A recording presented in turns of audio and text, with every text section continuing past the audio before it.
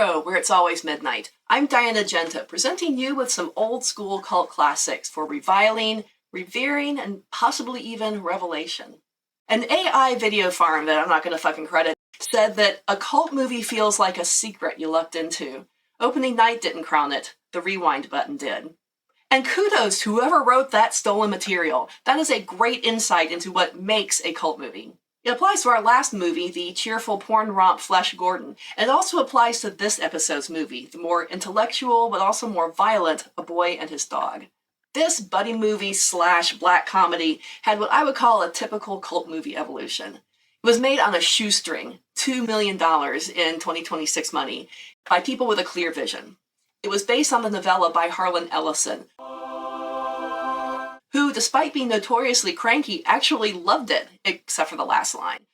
Its then much smaller target audience of science fiction fans loved it. It even got a Hugo Award, but mainstream critics, not so much. They hated it. Gene Shalit even said that it was anti-American, so the movie just tanked, until it was saved by foreign theaters and college showings, and later on by cable and VHS.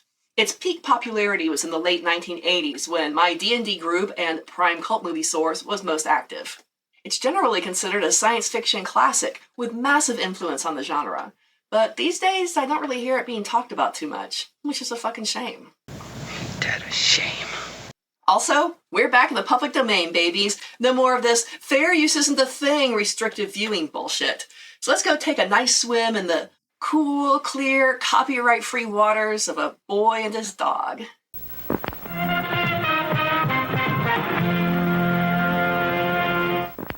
It starts with a sum-up of World War IV that also sets clear expectations as to tone.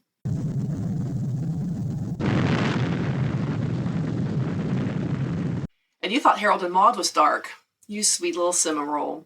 It's full of that yummy retro nowness that I crave, taking place in 2024, after World War IV. Now, admittedly, we're a little bit behind schedule, but their failure with his finger on the button is promising to get that taken care of as we speak, at least World War III. He might get that done before I get this video done. I hope y'all get to see this. Oh, right. Movie. Yes.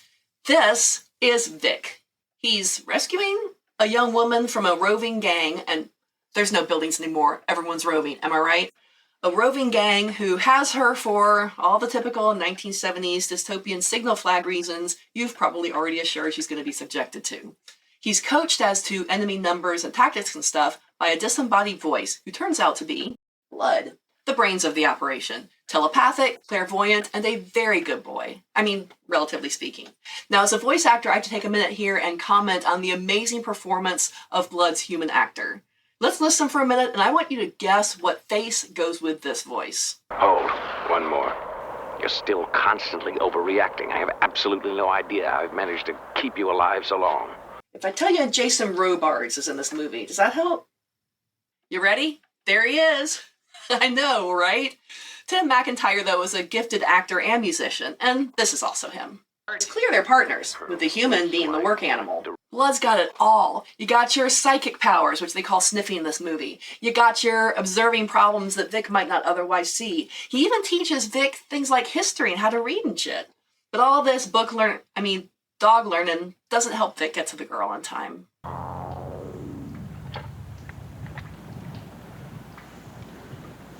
Ain't that a shame? Which is a real bummer for him, because he's still got some standards. Those guys are so selfish. He's got to go somewhere else to get laid. War is hell. Fortunately, Blood's good at that, assuming there's someone around. I said fine, and I ain't kidding. One does not say ain't, Albert. Simply say, I'm not kidding. Fine, dog meat. And stop calling me Albert. This might be a good time to mention the influence this movie has had on post-apocalyptic wastelands in media. This is all going to seem cliche as fuck to you, but that's only because its tropes have become so pervasive. Its spiritual children are DTF. You got your Mad Max, you got your Six-String Samurai. Hell, Fallout draws so heavily on it, I'm surprised I couldn't find any evidence that Harlan Ellison sued them. And he sued over Terminator. So far we have desert-like wasteland, literal dog meat, roving violent gangs. You know what? I'm just going to start a counter, I guess probably right here. If the number suddenly jumps up, that's just because I saw something in footage that I didn't use. Make sense? So let's get 3 on the board. Oh wait, that's 4. Although they clearly care about each other, Dogmeat rags on Vic through the whole movie, whether because he's horny. Sir, I have sniffed and I have cast and I have a negative reading. However, I'd be delighted to tell you a suggestive story if you think that would help. Pass. Or stupid. You have all the cranial capacity of a canary. But if he were smart, he wouldn't need to be told again all the exposition that we need to hear, like that World War III took 30 years, hot and cold, and World War IV took 5 days. Now, only desolation, civilization lies smothered and decaying under an ocean of mud belonging to anyone who's strong enough to dig and fight and take it for his own. God, that's dramatic. I like that. Hot damn, me too. That's why I left it in. But hey, why not chew the scenery if you're a dog, yeah? Vic and Blood pass through a scrawny spit of a settlement, but not so scrawny they don't have women. And guns. Poor Vic. As Vic and Blood play in the far distance, the camera pans for us to see 3 sets of legs in suspiciously nice pants. Watching. Now, in between history lessons... Now, let's run through the modern presidents. Truman, Eisenhower, Kennedy, Johnson, Nixon, Ford, Kennedy. Blood tries to convince Vic of the reality of a paradise. Dry land's a myth. Some still believe. Nope. Your continued narrow-minded refusal to believe in over the hill is possibly costing us a better life, you know. Where the deer and the antelope play, and it's warm and clean, and we can relax and have fun. And then they grow food right out of the ground. And they also have a great crop of clothes and guns and gorgeous chicks. It turns into a big argument, which honestly is even more adorable than when they're playing. They come across a raider gang led by this oafish asshole Fellini, who is a dick, but he seems really rich. He's got minions or slaves to pull his barge. He's got women. He's got a bar. He wears fancy clothes. Fuck, he's even got canned peaches to eat whenever he wants. They watch him, wondering why his flunkies keep dealing with that dude. Maybe he's the only guy with a can opener. They in turn are watched by the mysterious pants people. The slaves are digging up a ton of canned food. Food right out of the ground. Vic decides he's going to raid the raiders in a smash and grab, although really more of a run and grab than a smash. They chase him for a bit, but it's not worth it. They've got plenty of food in that hole. Now he and Blood are going to eat. They're not just going to eat, they're going to feast, and still have some small riches left over for a bit of luxury. They're going to the movies, damn it.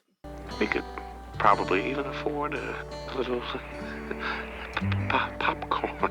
The cinema settlement is really cool. Proper wasteland upper middle class.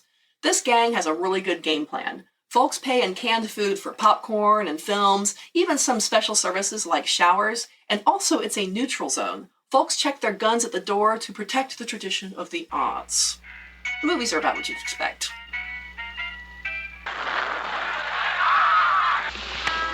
Get him out of here! Take that dog!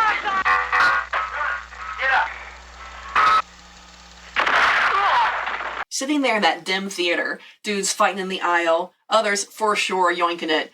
Blood drops a secret bombshell. There's a female in here. Vic doesn't believe him at first. Natch, it's insane. I didn't include every clip of violent savagery against women because why? But they do have a point. They show how batshit a woman's gotta be to wander around alone up here, especially in a theater full of horned up desperados. Expect me to believe that you can whip her and there ain't no other dog in the whole joint that's caught her yet? Excellent point, Vic. You see, Blood isn't the only psychic dog running around. They're actually pretty common. There's several in this theater right now having secret conversations with their own bonded humans. But Blood is truly special. He's a very good boy, and Vic is desperate. So he kisses his ass until it's enough, and Blood clues him in. Also, good boys get...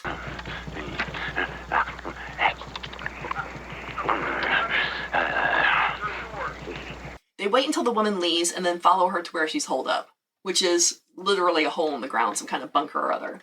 Blood sniffs if the place is otherwise empty and then stands guard, so Vic can go down and shut the fuck up about sex for 2 minutes. He sneaks through the extensive rubble, and Vic sees her through a crack. She's changing out of her boy clothes and doing just, girl stuff, and Vic is enthralled.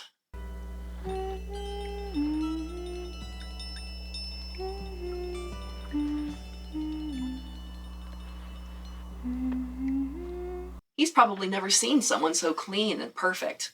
But we know who this guy is, right? When she's got her shirt over her head and she's vulnerable, he busts in, shoves her down, and tells her what's what. I'm gonna go over there, and I'm gonna get one of them mats. You make one move off there, and I'll shoot your leg right out from under you.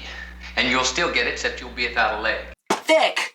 Look, I know you're the protagonist, and we're supposed to be on your side. Heck, you were even tender for a minute there. But you keep being, how can I put this, an idiot and a rapist. And who can I call to get something done about this? Ah, yes, my influential media contact.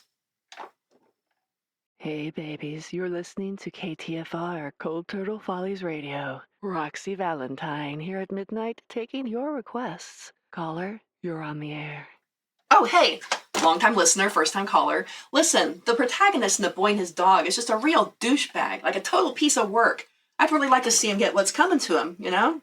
Well, it is an unforgiving post-apocalyptic wasteland, so I'm pretty sure I can get that on the turntable for you. Stay tuned. Awesome, just so long as the dog is fine. Thanks for calling Midnight Radio. Yeah, but the The dog... secret phrase for today is copyright lawsuit something something fallout. Be the 13th caller at 9. The dog's gonna be fine. This chick is odd. She's not afraid enough or combative enough. She just watches him as he drags over a random handy mattress, and it's weird and it freaks him out. Well, what are you looking at? What are you looking at? Even weirder, she starts conversation. Now, I have theories as to why, which I'll try and remember to get to later. But even weirder, he actually converses back, showing the vast difference in their social expectations. She stalls, undressing slowly and hesitantly talking, until Blood bursts in with another bombshell. Overpacked, 23 strong. They got the building surrounded. Great. Some other mutt must have smelled her in the theater. Blood says to give them the girl so they can escape with their lives, but that's not an option for Vic. Not only is he horny, but he's not going to give away this kind of girl. He's ready for a standoff. Meanwhile, the girl, Quilla June, is amazed that he's talking to the dog. As Blood desperately tries to come up with some plan to fight the gang off, Quilla June just really wants to pet him. She thinks he's cute. Oh, Jesus. And he is adorable. I mean, he's got that pointy little muzzle and his scruffy fur. Shut up! Okay, fine. Fuck. Even with the element of surprise and good battling all around, they still can't take all of them out. No matter how good you are, there's always a badder gang. But this is a known screamer den, and Blood gets the idea of imitating one. All hell breaks loose. Now, Blood's hurt, but the little trio does manage to kill some of the gang as they panic, and the rest flee. Oh, a screamer is... I don't know. I just know you stay away from them. What? If one of them touches you, you're dead. Green dead. Yeah, like that. Yes, the resident has returned, blocking their only known exit. No matter how bad your gang, there's always some kind of formerly human type of monster. Yeah, I know, your zombies are different. So they gotta hide. They find a boiler deep in the building, and they seem perfectly safe in there, so they tuck right in. Once they've had a chance to catch their breath, Quilla June makes her bid for freedom. And Blood enters hell. A hell which lasts 4 or 5, times. And there's cuddling and sweet pillow talk in between. Vic impresses Quilla with his knowledge of history, and Quilla tells Vic all about how nice her home down under is and how much he's gonna like it. I come from a land of love. Read us slow and mention love. It's very nice. Bullshit. I mean, no way I'm going down there. Oh, that's fine. Plenty of time to convince him later. But to be fair, this is probably already his best day ever. He's not hungry. A pretty girl wants him over and over, and not just for banging, but for like soft tender shit too. Blood goes out to check that the coast is clear, and then chews his ass out for stupidity. Last night was inexcusable. Leaving her for the pack, that would have been an intelligent thing to do. I want her some more. That don't mean she can't go with it. Go with us? Are you out of your small mind? You're starting to sound like a jackass. Look at that though. Blood doesn't even flinch. He knows Vic would never, even with dreaminess and his dick overriding practicality. It gets pretty heated.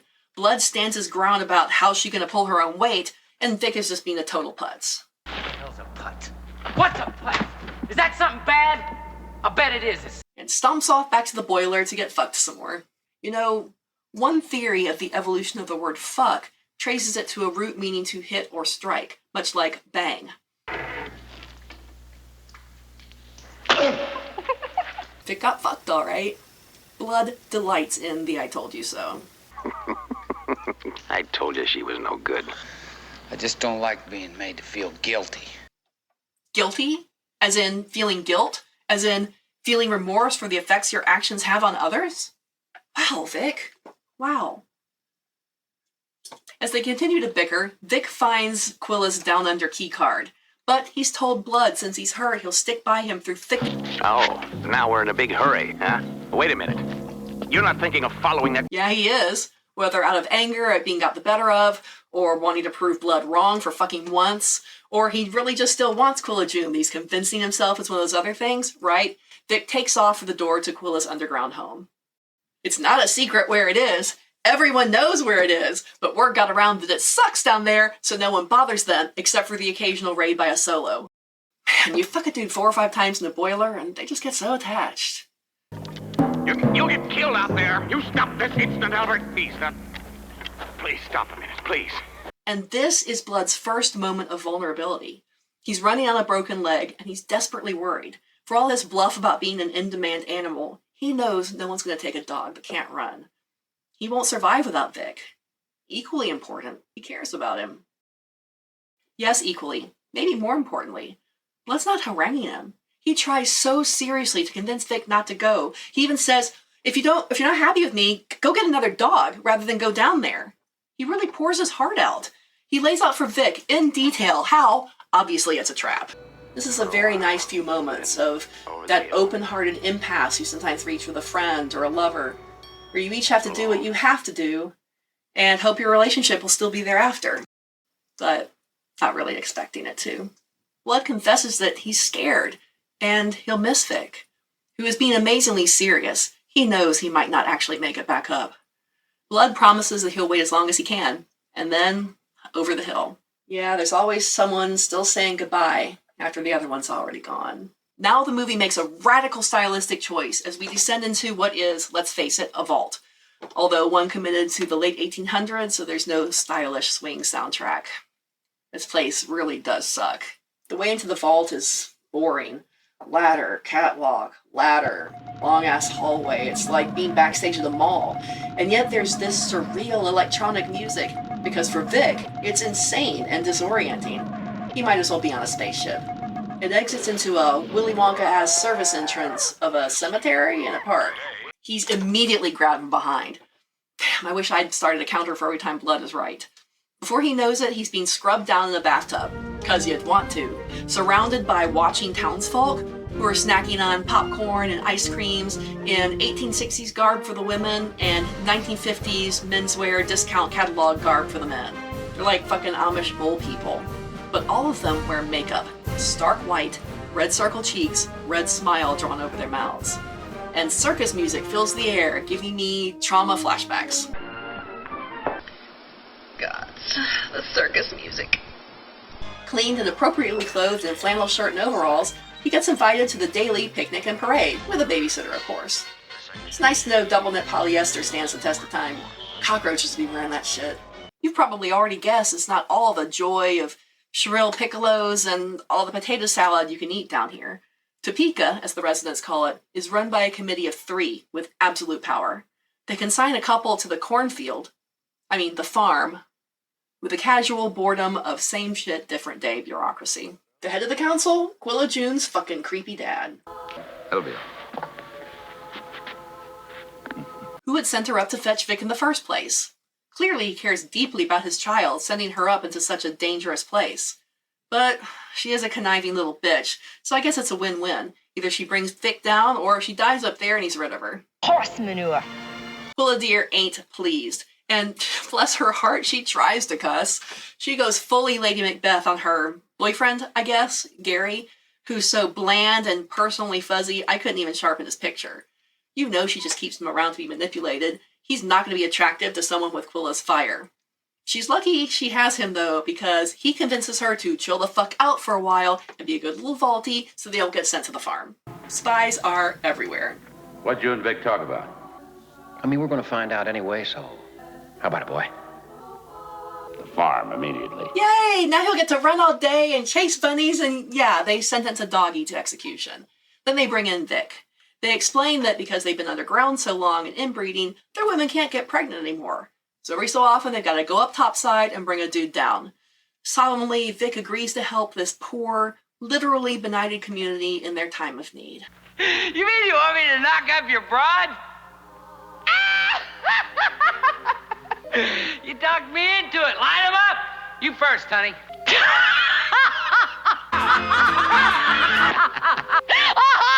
This is gonna go great. I hereby pronounce you husband and wife. And be sure to get both parents to sign right here. You know, it's really disappointing when science fiction movies get the science part so wrong. The problem with inbreeding isn't so much infertility. It's more likely to be deformities from reinforced recessive genes and mutations not being bred out. Especially a concern when you keep bringing random dudes down after an intense nuclear war. Also, this is only going to work for the first few chicks, if that. Having been through infertility treatments, let me tell you how to put this. You can extract fluids as long as you want, but it takes 70 days for sperm to reach maturity. If you keep extracting fluid, it's only going to reduce the amount of genetic material each time. Now keep in mind, he and Quilla June already got down several times in the boiler, so he was already running low. At some point, additional extraction is going to be too weak to even be useful. And yes, I fact-checked this for you. You wouldn't believe the bullshit my search algo puts up with. And you can't just keep jizz in a fucking cabinet for more than an hour, hour and a half. I don't know how these people made it 103 years. This is some real soft science fiction. Fortunately, the cavalry is on its way. And by cavalry, I mean Quilla June, who's now on plan like... Plan 9 deals with the resurrection of the dead. Well, not yet, but at least 4 or 5. You gotta admire her resilience and determination. Plan 6 requires that she free Vic and get him to kill everyone in her way. She is fucking done with bringing the system down from within. We are gathered here to say. Fuck, she got those flowers a crowbar? Vic realizes that the only way he's getting his guns and getting out is with Quilla June's help. She's got a plan. He's not about to start being the idea guy.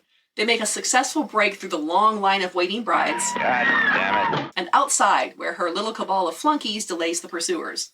Once he gets his guns, Vic finally does something smart and ditches the amateurs to go back up top. I'm getting the hell out of here. I want to see blood again. I want to get in a good, straightforward fight with some son of a bitch over a can of beans. I want to fuck a broad who I know doesn't want me to. I got to get back in the dirt so I feel clean.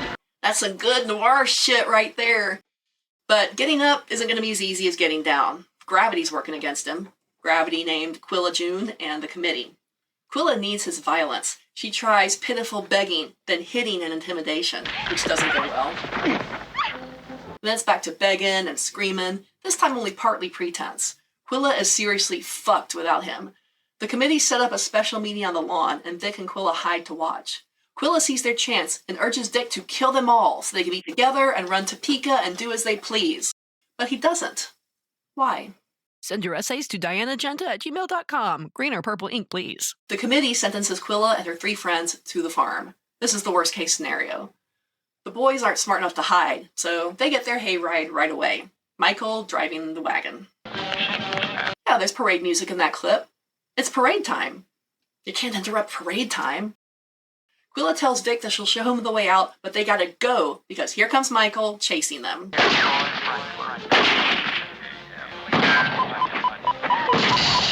Yep, he was a robot. They get back to the top, unpursued, and Blood is still there, but he's so weak he can hardly answer Vic's call. You see, when they bred telepathy and clairvoyance into dogs, they lost the ability to hunt. Not that there's much to hunt up here anyway. Blood's sick and starving. But there's a town nearby where they can get him food fast and medicine and... Fellini's taken everything over and slaughtered every soul who wouldn't join him. You can't get any food there. You can't even go back at all. You better just leave or find somewhere you can stay alive.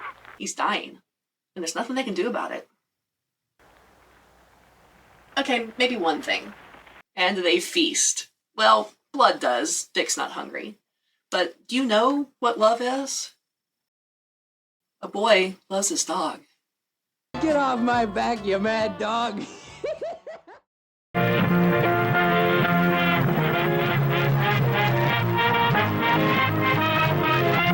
I want to mention before going on that Blood is always right. Just that. Moving on. At some point, after Down Under is no longer an option for her, Quilla June tells Vic that the three of them will make it together on the surface. And I do want to talk about that. Would they have been okay, though? I mean, even assuming Blood and Quilla patched things up, would they? Really? Really? I mean, sure, Quilla might have survived just off of pure ruthlessness and audacity. But best case scenario, Vic would be pulling her palanquin across the desert and digging in holes for food. They'd for sure be a target. But also think about how perfectly opposite they are. Ugly genuineness, perfect pretense. Hardship, overprotected. Things too small, things too big. Is a solo, but doesn't really go it alone. Surrounded by people, but always a loner. Only able to think about the present moment, growing up in the past, obsessed with the future. Willing to fuck in front of his best friend. Willing to fuck alone. A dog doesn't count. Yeah, neither really does Vic. What they have in common is that they're both survivors, and as people, they are trashed here. In a better world, I think Vic might have been a decent guy, but the only decent person in this world is Blood. And he's a dog. A very good dog. Hey, thank you so much for hanging out with me in the back row. If you haven't liked and subscribed yet, I know you hate hearing it, but if you did, it would really help me out a lot. Next time, we're going to examine, hey, get that popcorn off the floor. Theater staff aren't your servants. Next time, we're going to watch Death Race 2000. Super fast, super furious. I'm Diana Genta. See you at midnight. I beg your pardon. I never promised people rose garden. Along with the sunshine, there's gotta be a little pain sometime.